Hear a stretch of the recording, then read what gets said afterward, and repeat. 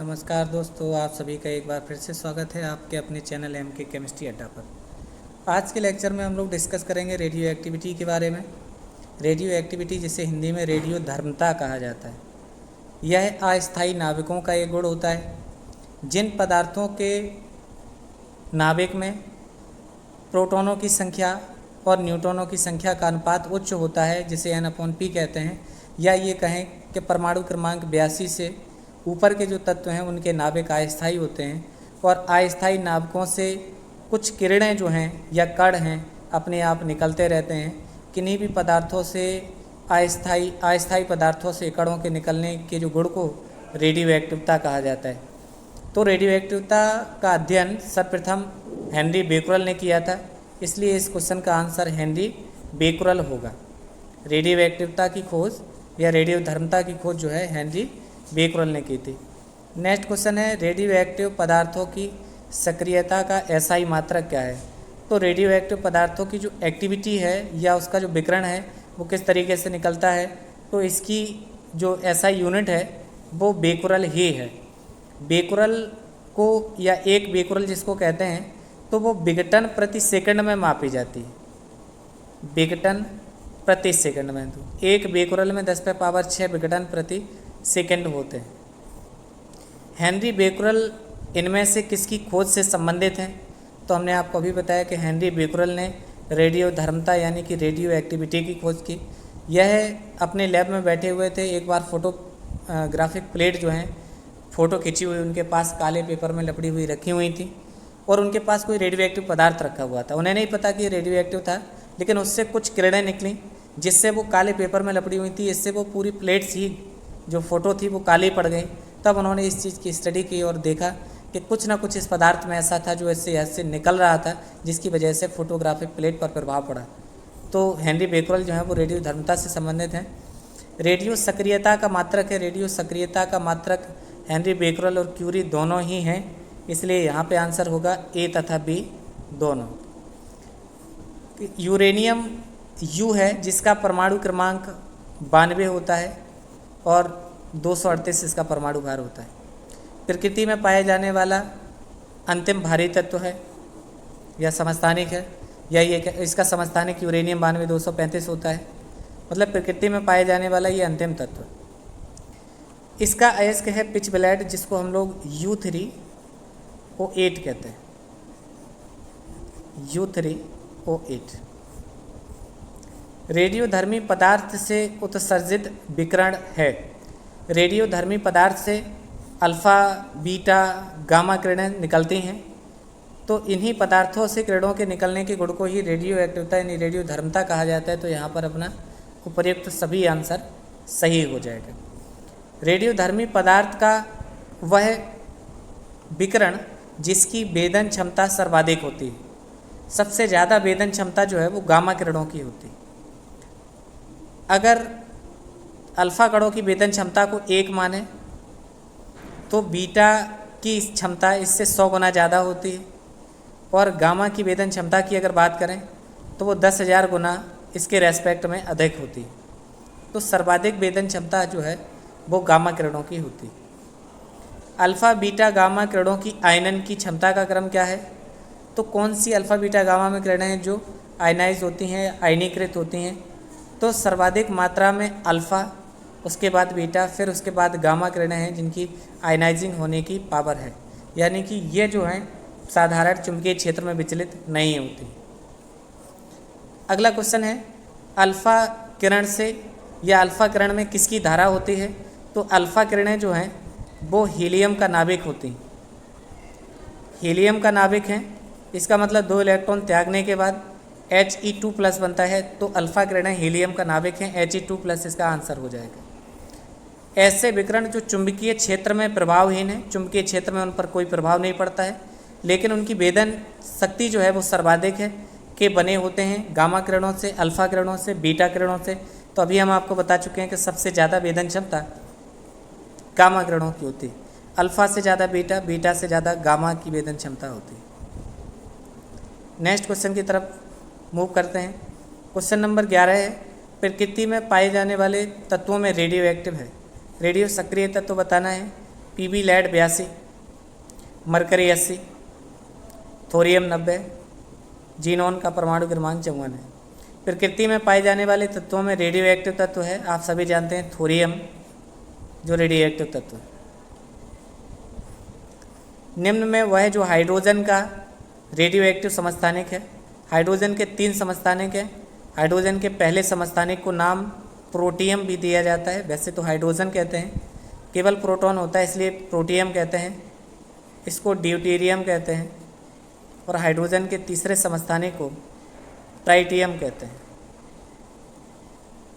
इसको H से, इसको D से, इसको T से प्रदर्शित किया जाता है। आंसर तीसरा सही हो जाएगा। हाइड्रोजन का रेडियो एक्टिव तीसरा समस्थानिक है जिसका नाम है ट्राइटियम। सोडियम 1124 का अर्धायु काल अगर 15 घंटे है तो गर्म करने पर इसका अर्धायु काल घटेगा, अपरिवर्तित रहेगा, ताप पर निर्भर करता है, यह 2 गुना हो जाता है। तो आप याद रखेंगे कोई भी रेडियो एक्टिव पदार्थ की जो अर्धायु है वो कभी टेम्परेचर पर डिपेंड नहीं करती है, तो अपरिवर्तित रहेगी। क्वेश्चन नंबर 14 की बात करें। एक रेडियो एक्टिव तत्व की अर्धायु निर्भर करती है ताप पर, दाब पर, रेडियो एक्टिव पदार्थ की मात्रा पर या उसकी प्रकृति पर।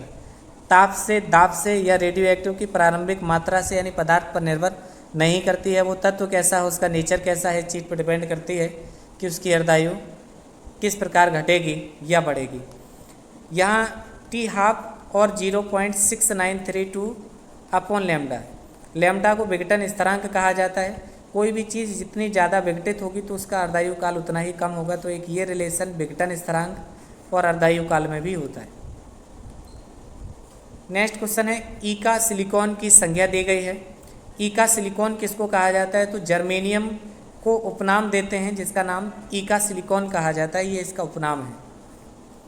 जिस यूरेनियम में यूरेनियम 235 एक समस्थानिक है, अच्छा ईंधन के रूप में नाभ के रिएक्टर में प्रयोग किया जाता है, की मात्रा अधिक होती है उसे कहा जाता है। ऐसा यूरेनियम जिसमें यूरेनियम 235 की मात्रा अधिक हो, उस यूरेनियम को सामान्य यूरेनियम, विशिष्ट यूरेनियम, समृद्ध यूरेनियम या प्राकृतिक यूरेनियम का नाम देते हैं। तो इस प्रकार के यूरेनियम को आप समृद्ध यूरेनियम कहते हैं जिसमें यूरेनियम 235 अधिक होता है और ये ईंधन के रूप में प्रयोग होता है। क्वेश्चन नंबर 17 आपके सामने है। एक अल्फा कण के उत्सर्जन से परमाणु के आवेश में 2 इकाई की कमी हो जाती है तो या 2 इकाई की वृद्धि हो जाती है। परमाणु द्रव्यमान में 2 इकाई की कमी हो जाती है या परमाणु द्रव्यमान में 2 इकाई की वृद्धि हो जाती है। तो जब कभी भी किसी भी पार्टिकल से अल्फा निकलता है, चूँकि अल्फा हीलियम का नाभिक है, तो परमाणु द्रव्यमान में 4 की और परमाणु क्रमांक में 2 की कमी हो जाती है। ये आपका ऑर्डर रहेगा। तो यहाँ क्या पूछा गया है कि परमाणु के आवेश में 2 की कमी हो जाती है, परमाणु के आवेश में 2 की वृद्धि हो जाती है। तो परमाणु के आवेश में यानी कि जो परमाणु क्रमांक है Z है उसमें 2 की कमी हो जाती है, सही बात है। वृद्धि हो जाती है, नहीं। परमाणु के द्रव्यमान में 2 की कमी होती है, नहीं। 4 की कमी होती है, लेकिन यहाँ कमी की जगह वृद्धि लिखा है, तो आंसर अपना 17 का ए ही सही माना जाएगा। बीटा 6 के साथ यानी आपको बताना है कि अगर बीटा डिके होता है तो क्या होता है। एक परमाणुवीय इलेक्ट्रॉन निष्कासित होता है, नाभिक में उपस्थित इलेक्ट्रॉन का निष्कासन होता है, या नाभिक में उपस्थित न्यूट्रॉन का क्षय होता है और इलेक्ट्रॉन का निष्कासन होता है। तो यह याद रखेंगे कि नाभिक में उपस्थित न्यूट्रॉन का क्षय होता है और इलेक्ट्रॉन का निष्कासन होता है। तो नाभिक में उपस्थित न्यूट्रॉन जो है वो एक प्रोटॉन में प्लस एक इलेक्ट्रॉन में और एंटी न्यूट्रॉन में टूटता है। तो 1n1 1h1 -1 0 और μ0 बनता है। इसलिए इसका आंसर सी सही होगा कि जब कभी भी बीटा डिके होता है, चूँकि बीटा आप जानते हैं इलेक्ट्रॉन का पुंज होती है, इलेक्ट्रॉन निकलता है। चूँकि इलेक्ट्रॉन कहाँ से निकलता है, तो इलेक्ट्रॉन किसी बाह्यतम कक्ष से नहीं निकलता। नाभिक में उपस्थित न्यूट्रॉन का क्षय होता है, पहले न्यूट्रॉन डिके होता है, उसमें जो बीटा निकलता है या इलेक्ट्रॉन निकलता है वही इलेक्ट्रॉन का ही निष्कासन होता है। क्वेश्चन नंबर 19 है, रेडियो एक्टिव विघटन में उत्सर्जन कहाँ से होता है। रेडियो एक्टिव विघटन में इलेक्ट्रॉन कहाँ से निकलता है, अभी क्वेश्चन पूछा गया था। परमाणु के नाभिक से, मुख्य परमाणु क्रमांक की संख्या के कक्ष से, परमाणु के आंतरिक कक्ष से या परमाणु के बाह्य कक्ष से। तो परमाणु के नाभिक से निकलता है क्योंकि परमाणु के नाभिक में होते हैं न्यूट्रॉन। परमाणु के नाभिक में उपस्थित न्यूट्रॉन का पहले डिके होता है, यह प्रोटॉन में और इसके साथ इलेक्ट्रॉन और एंट्री न्यूट्रन में टूटता है, तो यहाँ से जो इलेक्ट्रॉन निष्कासन होता है तो वो नाभिक से ही बोला जाएगा, इसलिए इस क्वेश्चन का आंसर ए सही होगा। क्वेश्चन नंबर 20 है, किसी रेडियो एक्टिव तत्व से एक अल्फा और 2 बीटा कण निकलने के बाद क्या बनता है? जनक परमाणु का एक समस्थानिक, जनक परमाणु का संभारक, कोई परिवर्तन नहीं होता है या सब न्यूट्रॉनिक। तो किसी भी रेडियो एक्टिव पदार्थ से एक अल्फा और 2 बीटा कण निकलने के बाद जनक परमाणु का समस्थानिक बनता है। नेक्स्ट क्वेश्चन है, क्वेश्चन रिपीट है, पूछने का तरीका अलग है। रेडियो एक्टिव रूपांतरण कोई एक आर था, उससे अल्फा निकला। मान लीजिए कि इसका परमाणु क्रमांक Z और परमाणु भार A है। अगर इससे अल्फा निकलेगा तो परमाणु क्रमांक में 2 की कमी और परमाणु भार में 4 की कमी हो जाएगी। फिर जब बीटा निकलेगा तो परमाणु भार में कोई परिवर्तन नहीं होता है, लेकिन परमाणु क्रमांक 1 बढ़ जाता है, तो Z-2 का Z-1 हो जाएगा। एक और बढ़ जाएगा तो केवल Z बचेगा, ऊपर A-4 हो जाएगा। तो रिलेशन देखेंगे क्या बनता है, तो R और Z का रिलेशन क्या है, तो यहाँ तो परमाणु भार अलग अलग हैं, परमाणु क्रमांक समान है, तो ऐसे 2 परमाणु जिनके परमाणु क्रमांक समान है उनको कहा जाता है समस्थानिक। जैसा कि क्वेश्चन रिपीट है कि किसी भी परमाणु से एक अल्फा और 2 बीटा कण के निष्कासन के बाद क्या बनता है, तो समस्थानिक बनते हैं। क्वेश्चन नंबर 20 भी यही था, पूछने का तरीका थोड़ा सा अलग था। क्वेश्चन नंबर 22, रेडियो एक्टिव विघटन रासायनिक परिवर्तन से भिन्न है। रेडियो एक्टिव विघटन रासायनिक परिवर्तन से भिन्न होता है क्योंकि वह एक स्वतः प्रक्रिया है, ऊष्माक्षेपी अभिक्रिया है, नाभिकीय प्रक्रिया है या अणुक प्रथम क्रम अभिक्रिया है। तो रेडियो एक्टिव विघटन हमने आपको बताया था कि प्रथम कोटि की अभिक्रिया है, फर्स्ट ऑर्डर काइनेटिक्स को फॉलो करती है। और कैसी है प्रक्रिया? एक नाभिकीय प्रक्रिया है, यानी कि जिससे नाभिक अस्थायी होता है, जिससे इलेक्ट्रॉनों का निष्कासन होता है, इस तरीके। क्वेश्चन नंबर 23 है, एक तत्व कैपिटल A है, एक अल्फा कण उत्सर्जित करता है, बीटा बनता है, अल्फा कण उत्सर्जित करता है, बी बनता है, ए और बी में क्या संबंध है? मान लीजिए कि कैपिटल A था, A का परमाणु क्रमांक Z है और परमाणु भार को मान लीजिए P है। अल्फा निकलेगा तो नीचे 2 की कमी यानी कि Z-2 हो जाएगा और P-4 हो जाएगा। तो A और B क्या हैं ये पूछा था। समस्थानिक हैं, समभारक हैं, सम न्यूट्रॉनिक हैं या न्यूक्लियोइड हैं। तो यहाँ न तो परमाणु क्रमांक समान है न परमाणु भार समान है। ऊपर की संख्या से नीचे की संख्या अगर घटाई जाए तो न्यूट्रॉनों की संख्या निकलती है। तो न्यूट्रॉनों की संख्या ऊपर P-Z बनेगा और यहाँ घटाओगे तो P-4 Z-2, तो P-Z-6 हो जाएगा, जो कि संख्या समान नहीं है, सम न्यूट्रॉनिक भी नहीं है। जिनका प्रोटॉन और न्यूट्रॉनों का योग अगर बराबर हो, P+N अगर बराबर हो, तो उसी को न्यूक्लियोइड्स कहा जाता है। तो इसका P जो है प्रोटॉनों की संख्या क्या होगी? Z। इसमें प्रोटॉनों की संख्या ये होगी। तो प्रोटॉन और न्यूट्रॉन अगर जोड़ दिया जाए तो क्या बनेगा? P-Z+Z, P बचेगा।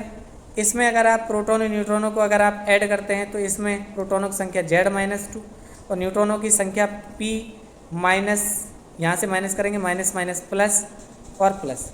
इस तरीके से ये दोनों कैंसिल हो जाएंगे और P-4 बचेगा। तो क्या है? जिनके भार समान है, इसी को क्या कहोगे? न्यूक्लियोइड, जिनके नाभिक के भार समान है। नेक्स्ट क्वेश्चन है, परमाणु क्रमांक 24 Z और A है, जिससे क्या निकले कि यहाँ A और Z+4 हो जाए, तो परमाणु क्रमांक 1 बढ़ गया है, आप जानते हैं, इससे बीटा निकला होगा। तो जिसमें पहला बीटा निकला है वही अपना आंसर होगा, या तो ऑप्शन सी या ऑप्शन डी है। फिर उसके बाद देखते हैं कि Z+A का Z-A हो गया। इसका मतलब क्या है कि इसमें परमाणु क्रमांक में 4 की कमी हो गई, इसका मतलब अल्फ़ा निकला है। और नीचे भी Z+1 से Z-1 यानी कि 2 का डिफरेंस है, इसका मतलब कन्फर्म है अल्फ़ा निकला है। तो दूसरा अल्फ़ा निकला है, इसमें भी दूसरा अल्फ़ा है। आखिरी चेक करना है, ये दोनों ही आंसर सेम लिख गए हैं। और लास्ट में Z-A, A-4, A-4 कोई परिवर्तन नहीं है, यानी कि गामा है। तो आंसर या तो सी या डी दोनों ही मान लीजिए, क्योंकि गलती से सी और डी एक ही लिखे गए। क्वेश्चन नंबर 25, तत्व की रेडियो एक्टिविटी के लिए निम्न में से कौन सा कथन गलत है? कौन सा गलत है? यह एक नाभिकीय गुण है, इलेक्ट्रॉन का इसमें पुनर्विन्यास नहीं होता है, ताप तथा दाब से परिवर्तन से प्रभावित होती है। नहीं भाई, ये गलत है, यही आंसर हो जाएगा, क्योंकि बताया था रेडियो एक्टिव विघटन जो है वो ताप या दाब से या पदार्थ की प्रारंभिक मात्रा से परिवर्तित नहीं होता है, इसलिए ये वाला आंसर गलत है। और गलत तथ्य ही पूछा है, इसलिए आंसर सी सही होगा। क्वेश्चन नंबर 26 की बात करते हैं। निम्न में से किस एक पर कोई आवेश नहीं है? कौन सा ऐसा है जिस पर कोई आवेश नहीं है? अल्फा पार्टिकल, चूंकि हीलियम का नाभिक होते हैं तो चार्ज 2 होता है। बीटा किरणें, बीटा जिस पे 1 माइनस होता है यानी बीटा -0, और गामा किरणें हैं जिस पर 0 0 होता है, और कैथोड किरणें पॉजिटिव होती हैं क्योंकि प्रोटॉन्स होते हैं। तो किन पर कोई आवेश नहीं होता है? तो गामा किरणों पर किसी भी प्रकार का कोई आवेश नहीं होता है। क्वेश्चन नंबर 27 है, परमाणु नाभिक का प्रथम नियंत्रित कृत्रिम विघटन किसने किया था? तो परमाणु नाभिक का विघटन क्यों होता है, सबसे पहले तो ये समझेंगे। जो परमाणु के नाभिक अस्थायी होते हैं, यानी कि जिनमें प्रोटॉन और न्यूट्रॉनों का अनुपात अधिक होता है, या कहें जिनके नाभिक में परमाणु क्रमांक 82 यानी कि प्रोटॉन की संख्या 82 से ज़्यादा होती है, ऐसे नाभिक अस्थायी होते हैं और अपने आप को स्थायी बनाने के लिए अल्फा बीटा गामा किरणों का निष्कासन करते हैं। तो सबसे पहले प्रथम नियंत्रित कृत्रिम विघटन का जो प्रैक्टिकल किया था वो सबसे पहले रदरफोर्ड ने किया था, इसलिए आंसर इसका रदरफोर्ड सही हो जाएगा। क्वेश्चन नंबर 28 पे चलते हैं। 27 हो गया। परमाणु बम निम्नलिखित में से किस सिद्धांत पर आधारित है? परमाणु बम नाभिकीय विखंडन पर आधारित है। नाभिकीय विखंडन की प्रक्रिया क्या होती है? इसमें कोई एक भारी नाभिक होता है, भारी नाभिक पर न्यूट्रॉनों की बमबारी कराई जाती है जिससे वह छोटे छोटे नाभिकों में टूट जाता है। तो परमाणु बम जो है वह एक नियंत्रित नाभिकीय विखंडन की प्रक्रिया का उदाहरण है, इसलिए आंसर सेकंड सही होगा। क्वेश्चन नंबर 29 है, कृत्रिम रेडियो एक्टिविटी की खोज एंडरसन ने, मैडम क्यूरी ने, आयरन क्यूरी ने, युकावा ने की। तो कृत्रिम रेडियो एक्टिविटी की खोज आयरन क्यूरी के नाम जाती है, कृत्रिम रेडियो एक्टिविटी की। और केवल रेडियो एक्टिविटी की बात करें तो आंसर हेनरी बेकरल सही होता है। हाइड्रोजन बम किस सिद्धांत पर आधारित है? तो हाइड्रोजन बम जो है वो भी एक नियंत्रित श्रृंखला का उदाहरण है, अनियंत्रित श्रृंखला का उदाहरण है। अनियंत्रित नाभिकीय संलयन पर हाइड्रोजन बम काम करता है। इस प्रकार ये लेक्चर यहीं समाप्त होता है। बहुत बहुत धन्यवाद।